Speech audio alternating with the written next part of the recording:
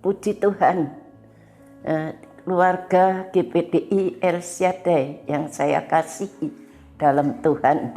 Kita bersyukur Tuhan sudah memeliharakan kita sampai saat ini. Kita boleh kembali mendengarkan renungan singkat pada saat ini. Kita sudah sampai kitab Raja-Raja, 1 Raja-Raja 17 sampai 19. Saya beri tema firman Tuhan pada hari ini, yaitu hidup karena iman. Saya akan membaca 1 Raja-Raja 17 ayat 1 sampai 6. Demikian bunyi firman Tuhan.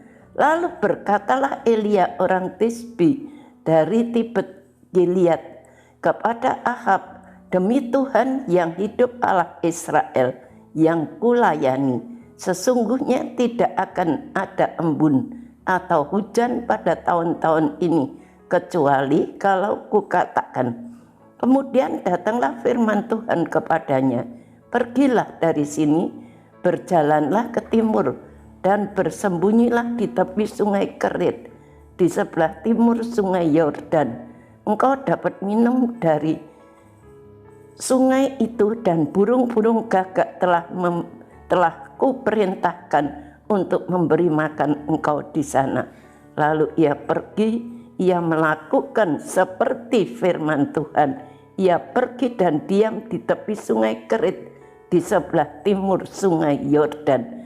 Pada waktu pagi dan petang, burung-burung gagak membawa roti dan daging kepadanya, dan ia minum dari sungai itu. Kita melihat Elia. Elia itu artinya Tuhan adalah Allahku. Hal ini benar nyata dalam kehidupan Elia, di mana Tuhan sanggup memeliharakan kehidupan Elia itu secara luar biasa. Dan Elia pun memiliki ketaatan penuh kepada Tuhan Allahnya. Tentang kehidupannya, kehidupan daripada Elia pun Alkitab menyatakan bahwa Elia adalah manusia biasa. Kita melihat di dalam Yakobus pasal 5 ayat yang ke-17 sampai 18. Demikian bunyi firman Tuhan. Elia adalah manusia biasa, sama seperti kita, dan ia telah bersungguh-sungguh berdoa supaya hujan jangan turun, dan hujan pun tidak turun di bumi selama 3 tahun dan 6 bulan. Lalu ia berdoa pula, dan langit menurunkan hujan, dan bumi pun mengeluarkan buahnya. Elia ini adalah manusia biasa. Tetapi dalam hidupnya dia taat kepada Tuhan. Dia mempunyai iman kepada Tuhan. Di sini dikatakan walaupun dia manusia biasa, di saat dia berdoa supaya jangan turun hujan, hujan pun tidak turun.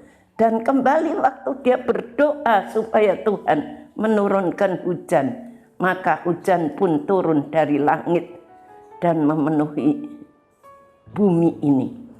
Elia menghadapi situasi yang sulit di zamannya. Kondisi moral dan rohani bangsa Israel pada saat itu bobrok. Mulai dari raja-raja, imam-imam bangsa Israel, semua rakyat itu hidup di dalam situasi rohani yang sangat merosot dan benar-benar bobrok. Kita melihat di dalam keadaan yang sedemikian ini, kita tahu bahwa hidup mereka menyembah kepada berhala. Bangsa Israel, rajanya yaitu Raja Ahab, dan semua imam itu menyembah kepada berhala.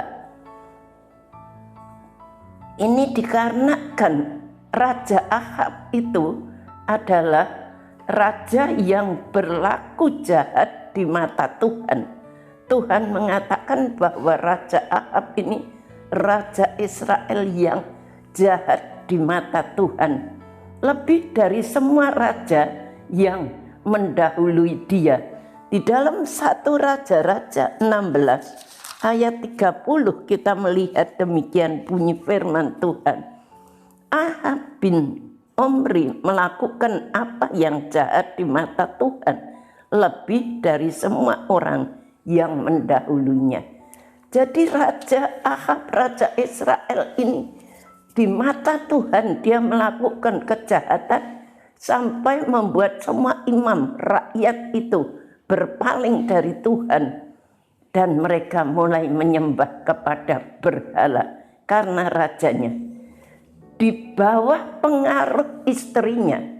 Karena Raja Ahab ini dia adalah orang Israel tapi dia menikah dengan Isabel. Di bawah pengaruh istrinya Isabel, dikatakan Isabel ini putri dari kerajaan Sidon, seorang penyembah berhala. Dalam ayat 31 pasal 16, 1 Raja-Raja 16 ayat 31. Seakan-akan belum cukup ia hidup dalam dosa-dosa Yerobeam bin Nebat, maka ia mengambil pula Isabel, anak Ebal, raja orang Sidom, menjadi istrinya, sehingga ia pergi beribadah kepada Baal dan sujud menyembah kepadanya. Inilah kondisi daripada Raja Ahab. Karena dia menikah dengan seorang istri, yaitu orang Sidom. Di sini dikatakan seorang yang menyembah kepada berhala. Orang Sidom itu adalah orang yang menyembah kepada berhala. Karena Ahab ini menikah dengan Isabel, maka tingkah lakunya itu seperti Isabel. Tetapi kita melihat Elia mampu mempertahankan imannya, tetap hidup dalam kebenaran, setia melayani Tuhan, dan tidak berkompromi dengan kebobrokan moral bangsanya. Elia hidup di tengah-tengah bangsa yang moralnya saat itu sudah jatuh. Tetapi Elia tetap hidup di dalam kebenaran firman Tuhan. Dia tidak ikut-ikut bangsa Israel menyembah kepada berhala atau melakukan hal-hal yang bertentangan dengan keadaan dunia. Elia tidak takut pada kekuatan politik waktu itu. Dia berani hidup dengan tetap percaya kepada Tuhan walaupun resikonya kehilangan kenyamanan dan nyawanya terancam. Meskipun nyawanya terancam dan dia akan kehilangan kenyamanan, tetapi Elia tidak takut. Keberanian Elia ini bukan tindakan bodoh atau nekat, tetapi buah iman kepada Tuhan Allahnya. Karena Elia ini mempunyai hidup iman, hidup karena iman kepada Tuhan yang berkuasa, karena ia tahu bahwa Allah yang disembah jelas lebih besar daripada semua Baal, semua patung-patung yang disembah oleh Ahab dan Isabel. Dan kita melihat ini terbukti ketika Elia tetap hidup oleh iman karena pemeliharaan Tuhan yang ajaib.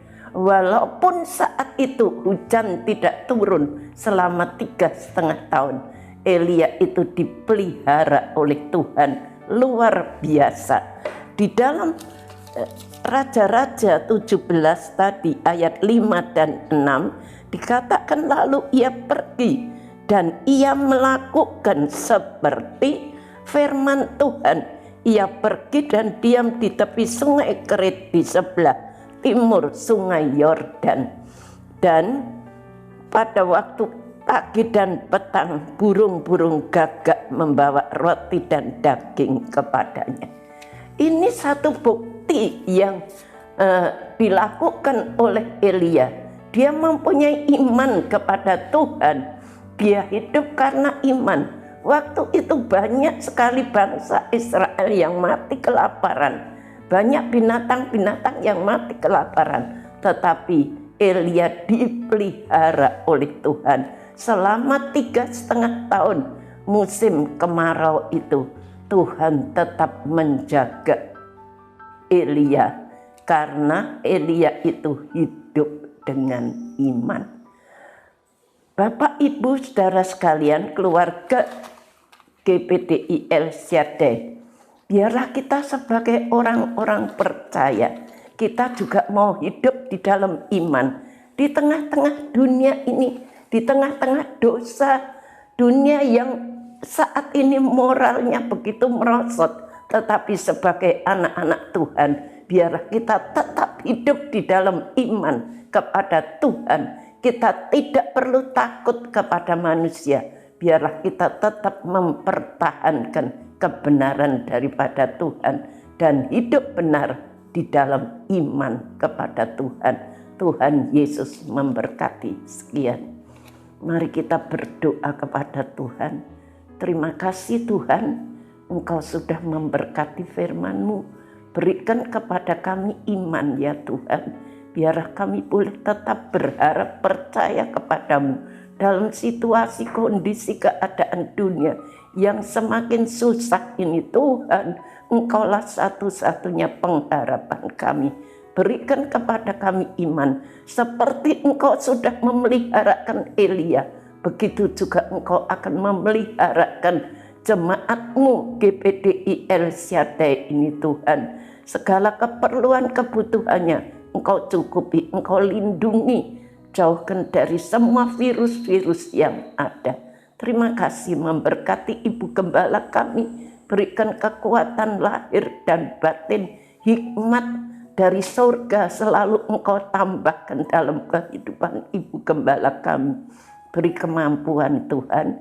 Terima kasih semua pelayan-pelayan-Mu call center yang begitu setia melayani pekerjaan-Mu yang suci. Tuhan balas berkati dengan limpah-limpah. Terima kasih. Jemaat GPDI El Shaddai mau bersyukur kepadamu ya Tuhan, karena sesungguhnya Engkau telah murka terhadap jemaat GPDI El Shaddai, tetapi murka-Mu telah surut dan Engkau menghibur jemaat GPDI El Shaddai. Terima kasih Tuhan, dalam nama Tuhan Yesus Kristus kami berdoa. Amin.